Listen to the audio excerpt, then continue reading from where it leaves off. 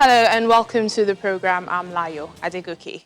The U.S. says there are serious doubts about the credibility of Tanzania's presidential election as early results suggest that President John Magufuli and his Chama cha Mapinduzi CCM party had taken a clear lead. AFP news agency reports that the Electoral Commission has announced results for 32 of Tanzania's 264 constituencies. From those 32 constituencies, Mr. Magufuli has won around 85% of the vote.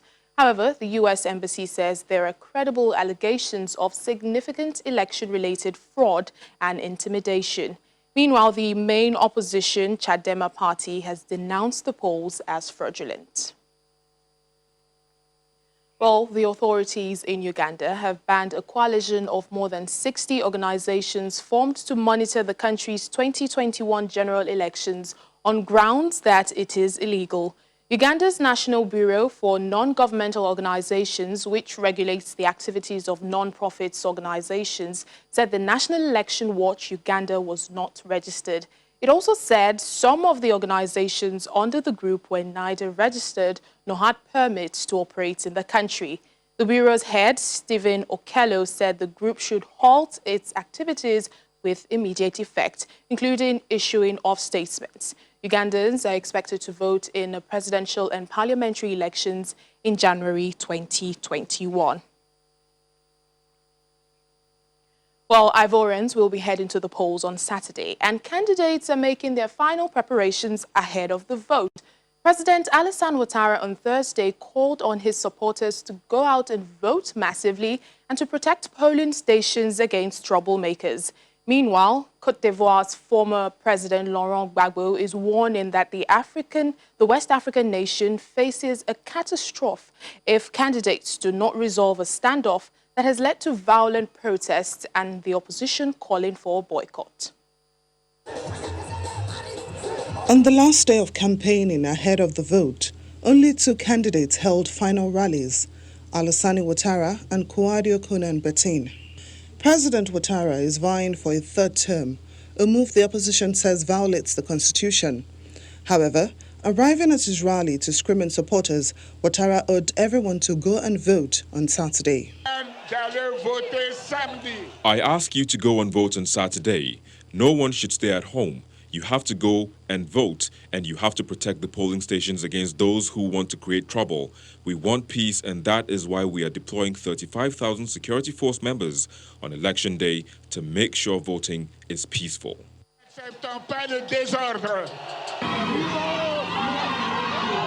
On the other side of town, supporters for Kouadio Konan Bertin attended a much smaller rally, but all of them have one wish: they want a younger leader. Because he's young and dynamic like us. We don't want old men in power anymore. Known by his initials KKB, Bertin is a former PDCI loyalist who is splitting with the party and his former mentor Bedie for the second time to run as an independent candidate. At the age of 51, Bertin is the youngest of the four candidates.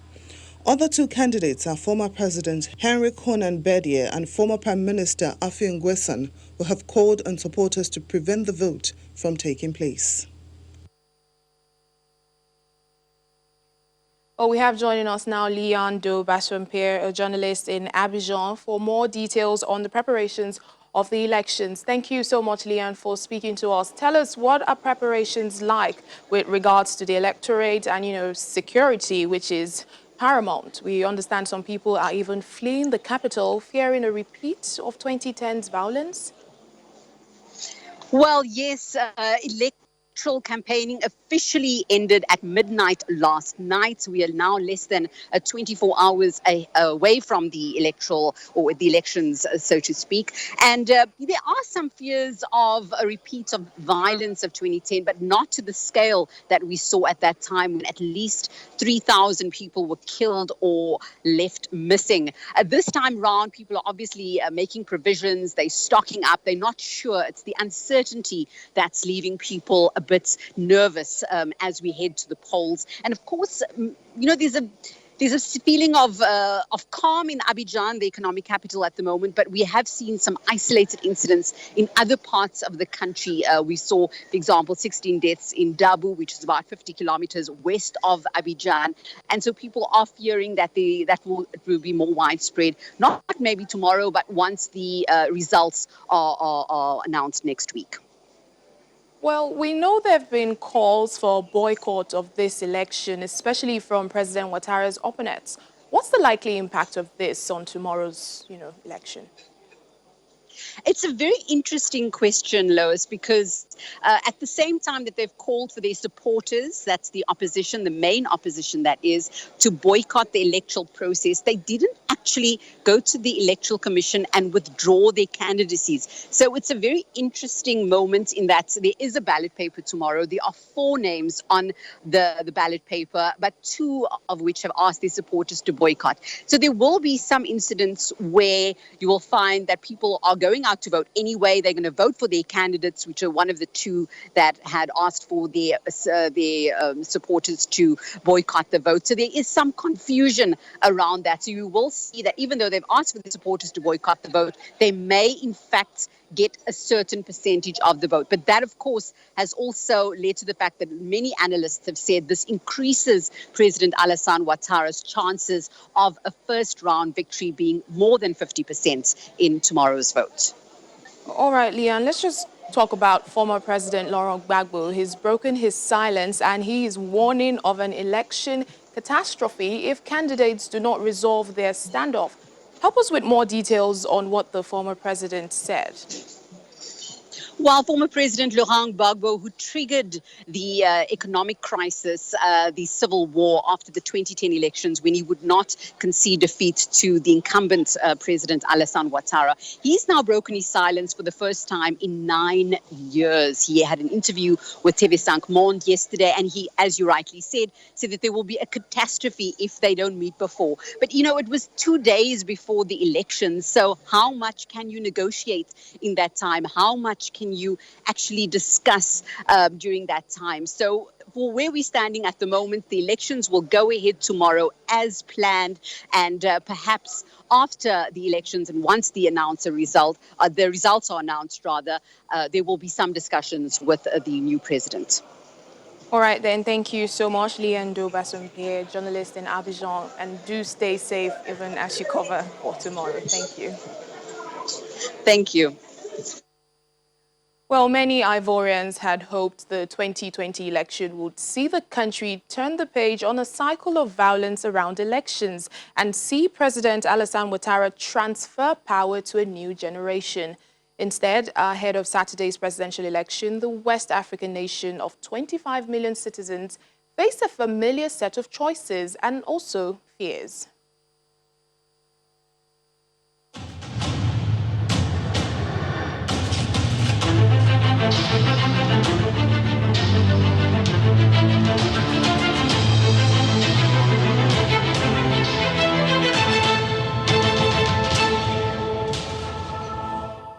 Here in Nigeria, the management of the Lekki Concession Company says it is ready to release the footage of all that transpired at the Lekki Toll Plaza on October 20th.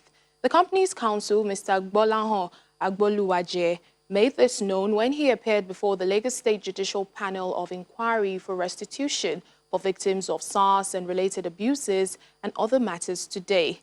Mr. Agboluwaje and the company's managing director, Mr. Yomi Omomuason, were invited by the panel to give their account of events on that day. The panel later visited the Lekki Toll Plaza as well as the military hospital in Falomo for an on-the-spot assessment. It's the second day of the Lagos State Judicial Panel of Inquiry and Restitution sitting for victims of the now disbanded Special Anti-Robbery Squad, SARS.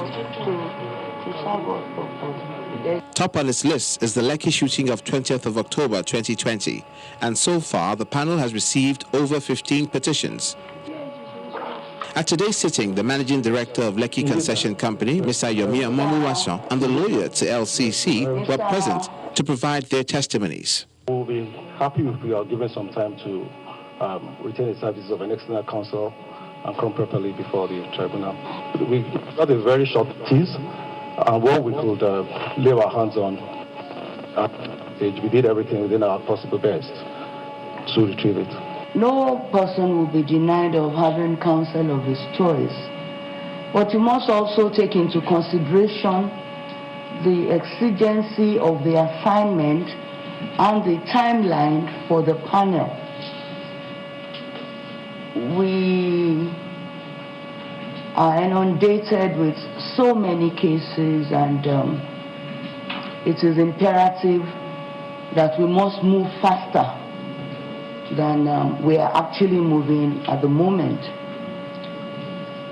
The program for today on the part of the panel is to visit the locusts. I'm sure that will in no way affect your request or application to have a council. We would only visit the locusts, take note of what we see at the locusts, and proceedings will be subsequent to the visit. Are you happy with that position? Indeed, sir. The panel, led by the chairman, retired Justice Doris Okorbi, then moved on to the Lekki toll gate for an on-the-spot assessment of the damage done. At the toll gate, a camera was discovered on the mast area, which the MD says was working up till the day of the destruction. Empty bullet shells were also seen scattered on the floor.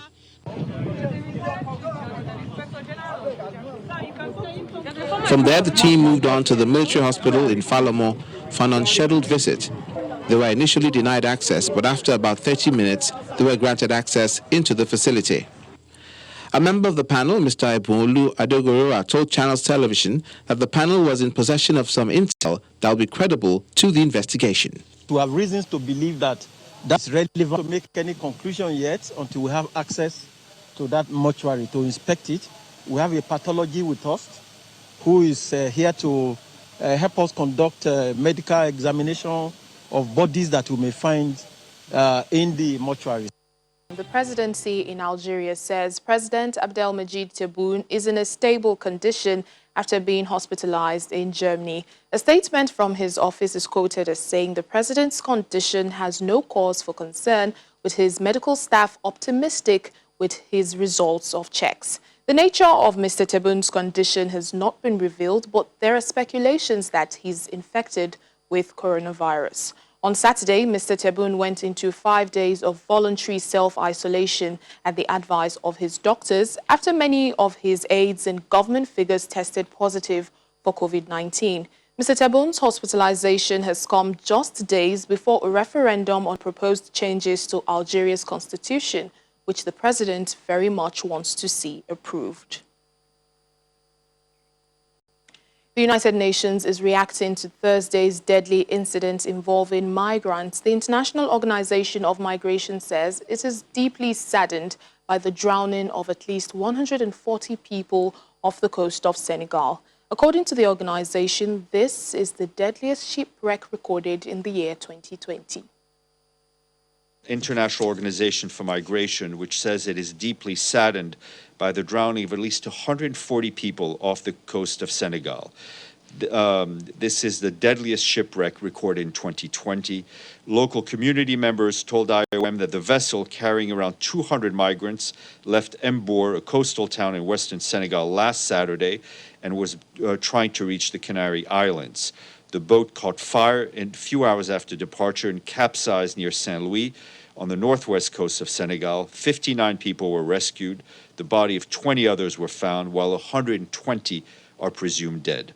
The government of Senegal and IOM have arranged a mission to travel to Saint-Louis to assess the needs of survivors and provide immediate psychosocial assistance. IOM is calling for unity between governments and partners and the international community to dismantle trafficking and smuggling networks that take advantage of desperate youth. With the tragic shipwreck, at least 414 people are known to have died along this route since the beginning of this year. The data was compiled through IOM's Missing Migrant project. And in all of 2019, it had recorded 210 fatalities. Well, it's over 7 months. The World Health Organization declared coronavirus a pandemic. And as the world continues to battle COVID-19, The health body says we now know much more about the virus, with its epidemiological patterns and options for treatment better understood. Director General Tedros Ghebreyesus said that since the July meeting of the International Health Regulations Emergency Committee on COVID-19, many things have evolved, both for the positive and for the negative. Since the emergency committee last met in July, many things have evolved, both for the positive and for the negative. We know much more about the virus now. The epidemiological patterns and options for treatment are better understood. We have gathered evidence and best practices for breaking chains of transmission. We have learned to respond in a more targeted and tailored manner. We also face new challenges. We are particularly concerned about issues of community engagement and the politicization of the response. This pandemic is far from over. We need to adjust all our efforts to be suitable for the long run. Strong leadership, integrated in a whole of government and whole of society approach will help to sustain a consistent and robust response.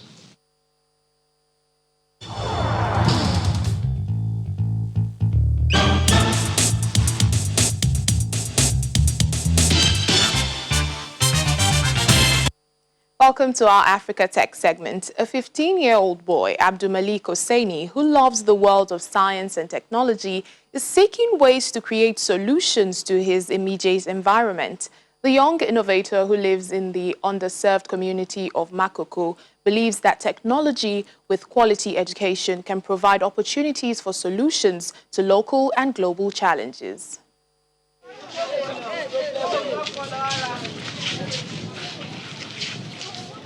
15-year-old Abdulmalik Hosseini lives with his grandparents in the waterfront community of Makoko.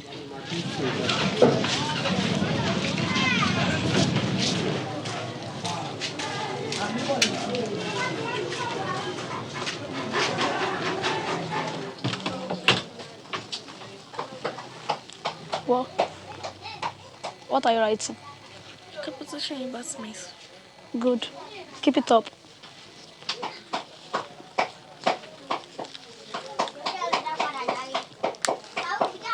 When he's not in school, he's on his tablet trying to acquire more knowledge.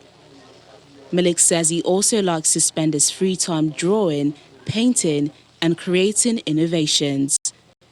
He has always had a flair for science and technology, especially coding, and seeks to provide solutions to problems in his immediate environment. One of the things I created using cartons, glue, and stripes, that I created a national theater. And also, I also built a circuit which is called the traffic light, which you can use to control the traffic light. This is the breadboard, which is used for components, and this is the USB cable, which is called the universal serial port, which can be used to transfer the code from the software then to this circuit.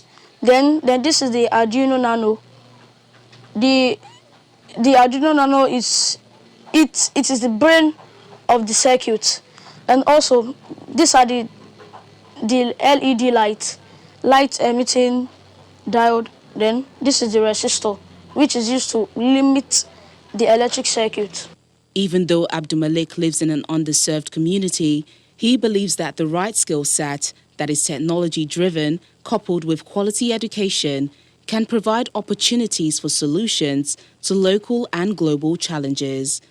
As we all know that our world is technology-driven, having an essential IT skills can help and develop our world to a better place.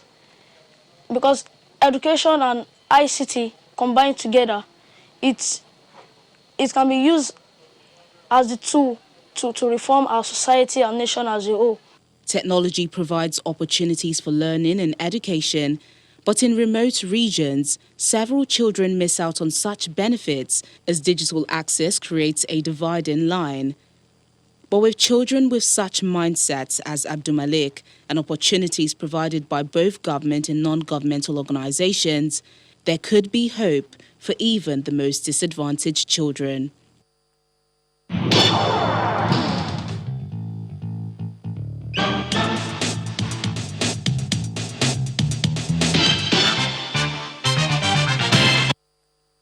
Standing Up, that's the theme of this year's Record music and dance event as the Burkina Festival tackles the issues of rising violence and the global pandemic. Record in Ouagadougou, Burkina Faso's capital, goes beyond street theatre, bringing dance, theatre and music into people's homes. Art can be an escape from the realities of daily life. But at a festival in Burkina Faso's capital, Ouagadougou, they're facing up to a global crisis.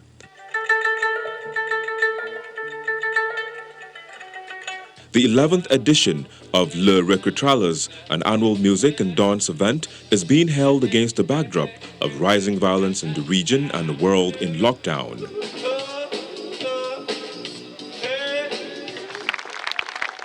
Sergei Aimi Koulibaly choreographed one of the performances, titled Wakat.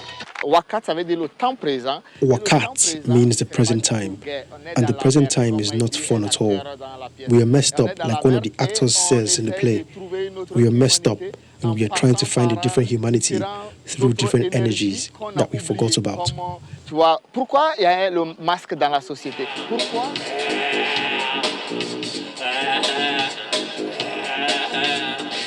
The defiant theme for this year's event is Standing Up.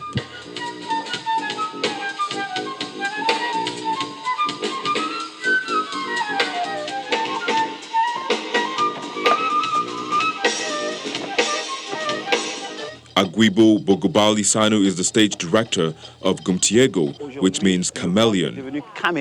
Today, the world has turned into a chameleon. Everything is changing. Everything is adapting. We are in a period of change. Should we languish because the world is not going well today? Or should we adapt and make the world a better place? There are 3 different major performances a night for a week during Recrutrales, which has become a major annual event in the West African arts calendar.